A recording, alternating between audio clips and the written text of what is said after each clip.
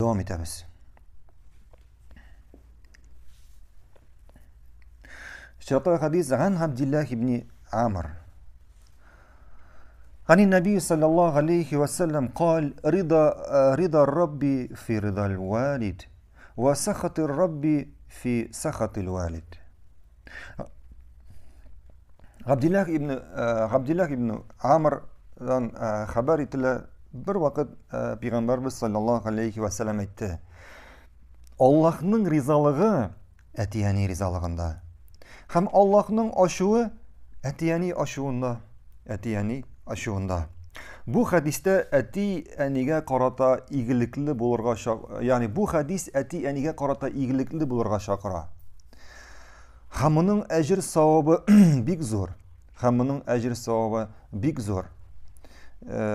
Hem şulay yok, bunun günahı da zor. Eğer etiyeniga iyilik ko'rsatmaysiz ekan, bunun günahı da zor. Ne için? Çünkü etiyeninin rizalığı ol Allah'ın rizalığı. Hem etiyeninin aşığı ol Allah'ın aşığı. Şuna göre bil. Eğer senin bugün etiyeniyin senden riza değil iken, demek alemlerin Rabbisi senden riza değil. Senden riza değil. Aşılı sana. Alemlerin Rabbisi. Ol eğer bol deyip eyteyken bir narsa da bular. Ol eğer de yok deyip eyteyken o narsa yokka çıkacak. Bir narsa onun kolunda. Erteye kirayken seni yokka çıkara. Erteye kirayken seni kötere, sana hükümlük bere. Hem bular barısı da Allah kolunda. Şuna göre etiyenin aşılı iken demek alemlerin Rabbisi sana aşılı. Etiyenin senden riza iken demek alemlerin Rabbisi da senden riza.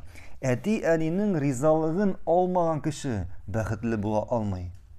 Bəxtli bula almay. Nişigindi Allah aşılı bolgan kişini doğru yoldan alıp barsın. Nişigindi bəxt bit Allah'tan. Nişigindi Rabbimiz o'zi aşılı bolgan kişiге bəxt bersin. Şulay yok. Nişigindi Allah subhanahu teala o'zi riza bolgan, yaratkan kişisini adaştırsın. Nişik adaştırsın? Elbette lan doğru yoldan alıp baracak. Şuna göre eti-eni isen iken bu fırsattan kullanırga gerek.